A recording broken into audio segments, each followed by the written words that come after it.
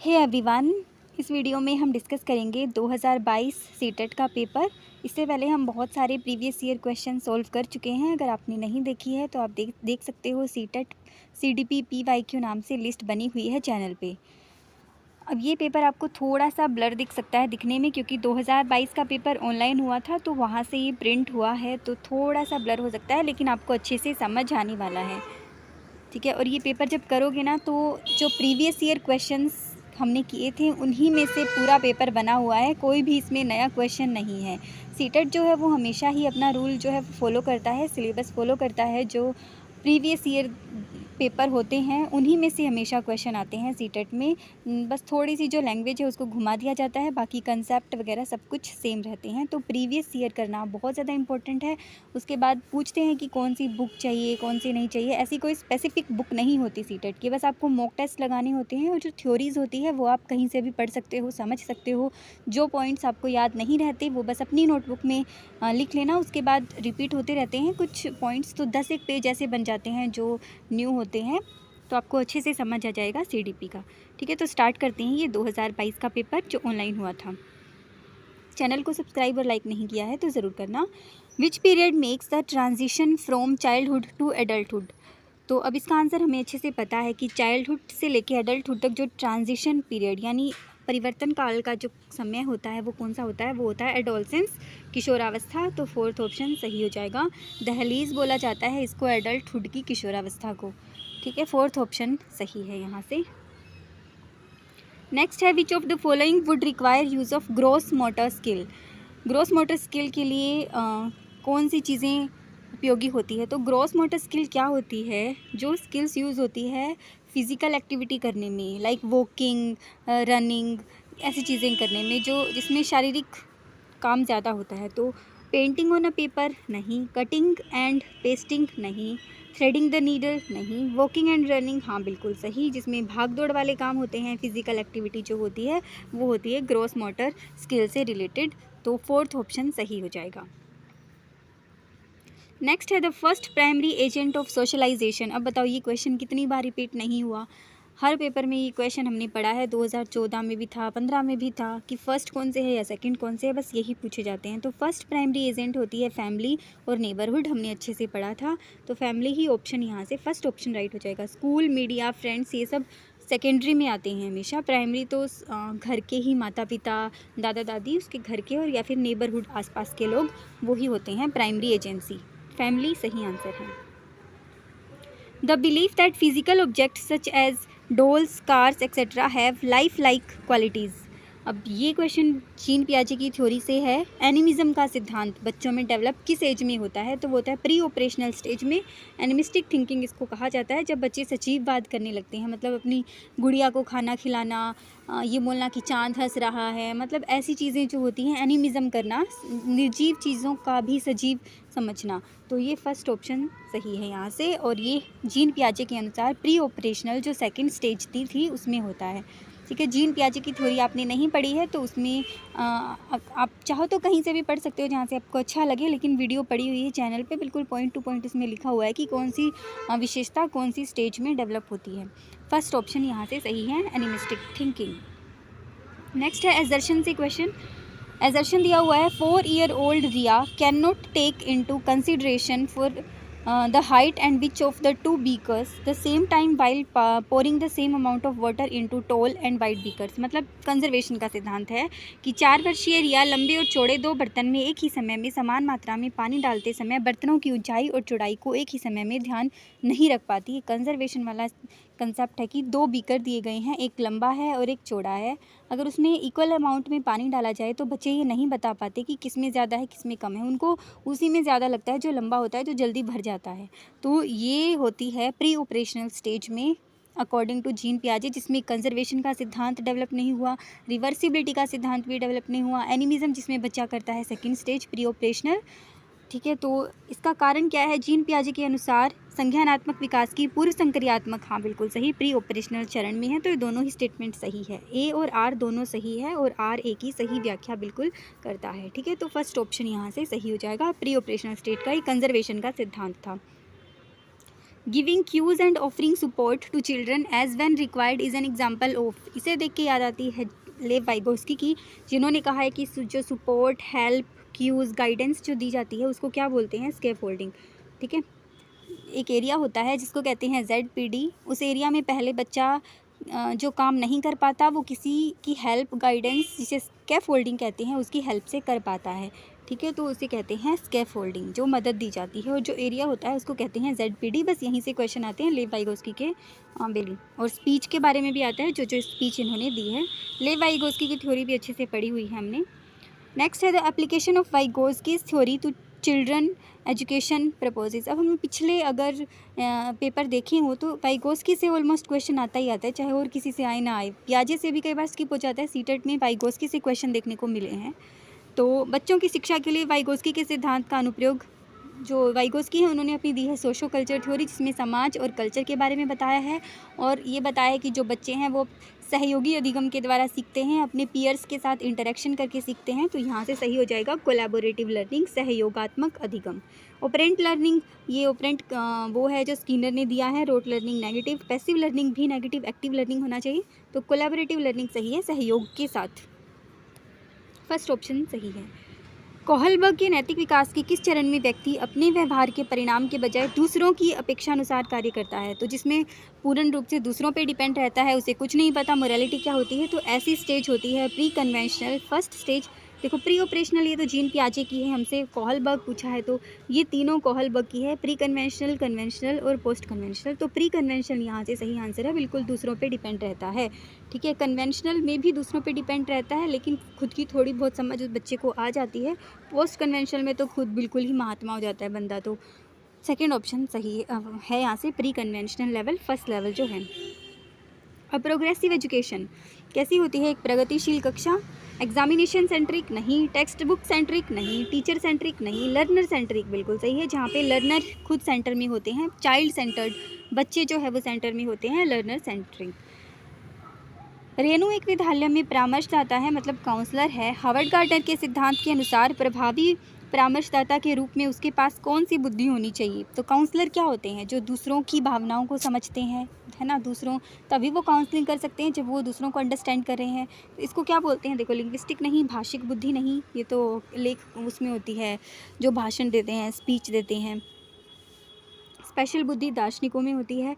Interpersonal और intrapersonal, इसमें mostly बच्चे कंफ्यूज रहते हैं। तो इंटरपर्सनल होता है जो दूसरों को समझ सके, तो थर्ड ऑप्शन ही सही हो जाएगा, इंटरपर्सनल। ठीक है, जो सामाजिक लोग होते हैं, जैसे महात्मा गांधी भी एक इंटरपर्सनल थे, जिन्होंने दूसरों की भलाई के बारे में सोचा।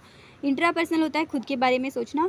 तो थर्ड ऑप्शन यहाँ से सही हो जाएगा, काउंसलर में बुद्धि होती है इंटरपर्सनल। हार्वर्ड गार्डनर की थ्योरी भी इंपॉर्टेंट है, क्वेश्चन यहाँ से भी देखने को मिले हैं। 8 टाइप की बुद्धि दी थी according to NCERT Howard Gardner ने, और बताया था कि हर इंसान के अंदर अलग अलग बुद्धि होती है और ये बुद्धि आपस में रिलेट नहीं करती है। ठीक है, ये भी बताया था, इंपॉर्टेंट पॉइंट है। According to NEP 2020, which language should be teacher used for interacting with primary school children during the teaching learning process? तो प्राइमरी के लिए कौन सी, हम पता है कि 5th क्लास तक हमें मदर टंग यूज़ करनी है, बच्चों की ही मातृभाषा हमें यूज़ करनी है। फोर्थ ऑप्शन सही हो जाएगा। 5 year old Vaishali told her mother I want football like Amit, कि मुझे वैशाली बोलती है अपनी माँ को कि मुझे अमित की तरह फुटबॉल चाहिए। लेकिन वैशाली को जवाब देते हुए उसकी माँ ने कहा, फुटबॉल से तो केवल लड़के खेलते हैं, मैं तुम्हारे लिए एक छोटी सी गुड़िया लाऊंगी। तो माँ का जवाब क्या दिखाता है? भाई ये क्या था कि लड़कियाँ गुड़िया से खेलेगी और लड़के बॉल से खेलेंगे? तो ये तो रूढ़िवादिता है, ये तो पक्षपात है, ये तो जेंडर बायस है। तो लचीलापन नहीं है, समता भी नहीं है, रूढ़िबद्धता है ये बिल्कुल। थर्ड ऑप्शन सही हो जाएगा, जेंडर स्टीरियोटाइपिंग। ठीक है, थर्ड ऑप्शन सही है। बच्चों का नामीकरण वह उन्हें वर्गों में बांटना, मतलब लेबल करना बच्चों को, तो ये क्या हो जाएगा इससे? बच्चे इन्हेंसिस एंड फैसिलिटेट्स मीनिंगफुल लर्निंग सीखेंगे? नहीं, बिल्कुल नहीं, ये तो नेगेटिव बात है, तो इम्पैक्ट भी नेगेटिव ही पड़ेगा, नेगेटिव स्टेटमेंट ढूंढनी है। Creates a sense of helplessness, हाँ। Inferiority amongst a group of children, हाँ, यही बिल्कुल सही है कि बच्चों के अंदर हेल्पलेसनेस आ जाएगी, निस्सहायता वो फील करेंगे। पॉजिटिव स्ट्रेटजी बिल्कुल नहीं है। एनी इम्पैक्ट, हाँ, डू नॉट एनी इम्पैक्ट, मतलब कोई इम्पैक्ट नहीं डालती, नहीं इम्पैक्ट डालेगी जो बच्चे लेबल करने से कि ये इंटेलिजेंट है और ये बिल्कुल इंटेलिजेंट नहीं है, डफ़र है, उनको अलग अलग कर दिया, तो जो डफ़र है वो हमेशा डफ़र ही रहेंगे। बहुत ज़्यादा उनमें मतलब बच्चों की समूह में हीनता और सीखने की लाचारी को जन्म देगा। तो सेकंड ऑप्शन यहाँ से सही है। Continuous and comprehensive evaluation means, क्या मीन्स होता है? ये बहुत पॉजिटिव वर्ड है। कॉन्टिन्यूस एंड कॉम्प्रिहेंसिव इवैल्यूएशन मतलब स्कॉलस्टिक और को स्कॉलस्टिक हर टाइप का असेसमेंट करना बच्चों का ऑल ओवर, ठीक है, जिसमें सारे देखे जाते हैं, ओनली पढ़ाई नहीं देखी जाती या स्पोर्ट्स नहीं देखा जाता, दोनों ही चीज़ें, हर चीज़ देखी जाती है। तो कंपेयरिंग नहीं, assessment covering all aspects of school activities related to child's overall development, हाँ ये पॉजिटिव पॉइंट है।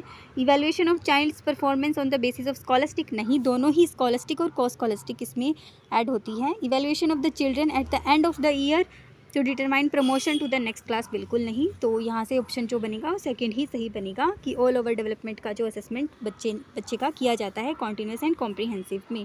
Effective teachers often use probing questions during the course of, देखो ड्यूरिंग आया है, point to be noted, teaching learning process in the classroom, this word enable to teacher to undertake. देखो कौन सी assessment है ये जो during की जाती है, बहुत बार ये बता चुकी हूँ कि ड्यूरिंग की जाती है, वो होता है फॉर्मेटिव असेसमेंट, अधिगम के लिए आकलन, और ये सबसे ज़्यादा बेस्ट असेसमेंट रहती है टीचिंग लर्निंग प्रोसेस के ड्यूरिंग दौरान की जाती है। तो वर्ड से ही पता चल रहा है। समेटिव असेसमेंट होता है जो एंड ऑफ द ईयर किया जाता है, अधिगम का आकलन, ठीक है। तो सेकेंड ऑप्शन सही हो जाएगा, फॉर्मेटिव असेसमेंट।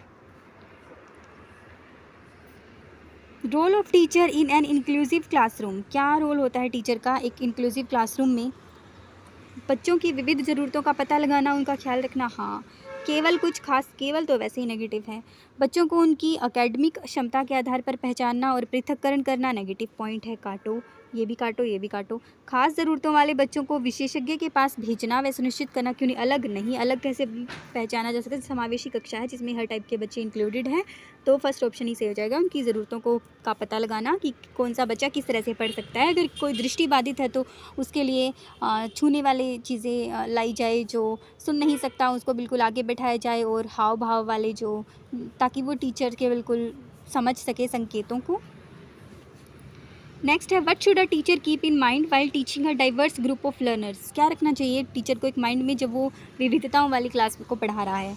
तो एवरी स्टूडेंट की रिस्पेक्ट करनी चाहिए, बिल्कुल सही। इग्नोर कल्चर डिफरेंसेस नहीं, इग्नोर करना नेगेटिव है। मेंटेन कंसिस्टेंट कम्युनिकेशन, बिल्कुल सही। इनडायरेक्ट इंस्ट्रक्शन नहीं, डायरेक्ट इंस्ट्रक्शन देनी होती है, तो ये भी कट जाएगा। Give students autonomy and flexibility, हाँ ये बात भी सही है, ये भी सही है, ये भी सही है, यानी फर्स्ट सही है, सेकंड गलत है, थर्ड सही है, फोर्थ गलत है। तो फर्स्ट थर्ड और फिफ्थ, फर्स्ट थर्ड और फिफ्थ है, ये रहा थर्ड ऑप्शन में फर्स्ट थर्ड और फिफ्थ, तो थर्ड ऑप्शन सही है यहाँ से। नेक्स्ट है, to cater the specific needs of child with visual disability, मतलब विजुअल डिसेबिलिटी है, किसी चीज़ को देख नहीं सकता कोई बच्चा, तो उसके साथ कैसा ट्रीटमेंट होना चाहिए? विविध प्रकार के दृश्य प्रस्तुतिकरण का पर ध्यान देना चाहिए। विजुअल रिप्रेजेंटेशन देंगे तो उस बच्चे को क्या फ़ायदा होगा जब वो देख ही नहीं सकता, तो ये तो रॉन्ग हो गया। Use a variety of tactile and manipulative and materials, हाँ बिल्कुल सही, स्पर्शनीय चीज़ें उसको देनी है, तो ये ऑप्शन सही है। मूक फिल्में दिखानी चाहिए, मतलब बोल नहीं सकते वाली चीज़, यार उसके लिए कैसे बेनिफिट होगा जब वो देख ही नहीं सकता, तो मूक फिल्में कैसे दिखा सकते हो, काटो। बहुत सी वर्कशीट जिसमें चित्र हो देनी चाहिए, देख ही नहीं सकता है बेचारा, तो सेकंड ऑप्शन यहाँ से सही हो जाएगा, स्पर्शनीय चीज़ें उन्हें देनी है, सेकंड ऑप्शन सही है। Difficulties in social interaction and verbal communication is a typical characteristic of, तो किसकी होती है? Difficulties in social interaction and verbal, जो समाज के साथ इंटरेक्ट नहीं कर पाता, उनके साथ बोल नहीं पाता, उसको वो जो टाइप वो होती है ऑटिज़म। ऑटिज़म की डेफिनेशन ही यही है, सोशल इंटरेक्शन नहीं कर पाना। जो ADHD होता है जिसमें बच्चा बहुत ज़्यादा हाइपर हो जाता है, हाइपर रहता है, छोटी छोटी बात पे बिल्कुल गुस्सा हो जाता है, सुनता नहीं है। डिसलेक्सिया होता है, पढ़ने से रिलेटेड, पढ़ नहीं पाता अच्छे से, फ्लो में नहीं बोल पाता, लकड़ी को लड़की पढ़ता है। डिसकैलकुलिया होता है, मैथमेटिक रिलेटेड, मैथ्स के रूल और रीजनिंग के रूल वो उसके माइंड में नहीं रहते, तो ऑटिज़म यहाँ से सही है, जिसमें सोशल नहीं हो पाता बच्चा, बिल्कुल घुल मिल नहीं पाता समाज के साथ।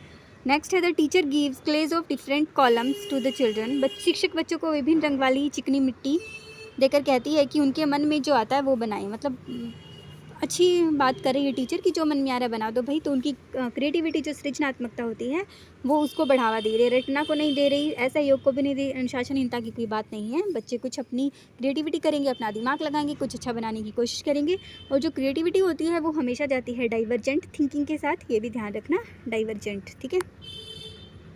नेक्स्ट है, the early primary years of childhood should focus on the development of, देखो जो अर्ली ईयर्स होते हैं ना वो डेवलपमेंट के लिए भी और लैंग्वेज के लिए भी क्रिटिकल पीरियड उसको बोला गया है, क्रिटिकल पीरियड होता है।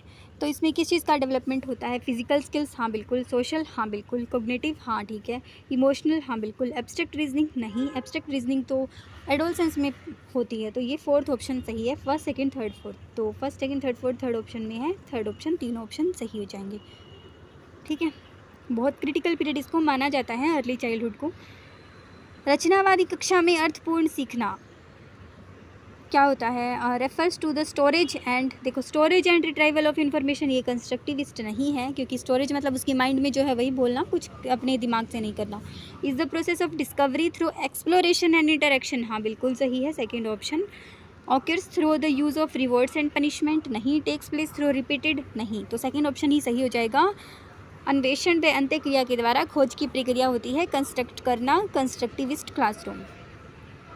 A teacher begins to work together by giving cues and promotes with a student who is unable to understand a concept. This process, ये वही बात है कि जो टीचर है, एक शिक्षिका एक बच्ची को अवधारणा को समझने में असमर्थ है, उसके साथ मिलकर काम करती है और इशारे देते हुए उसे समझा रही है। तो ये क्या है? इस क्वेश्चन का आंसर आप दे देना। अभी थोड़ी देर पहले हम इसको सेम चीज़ को पढ़ के आए हैं, बिल्कुल ठीक है। नेक्स्ट क्वेश्चन पे चलते हैं। A teacher tries to include examples from the immediate environment of children to make the class interactive.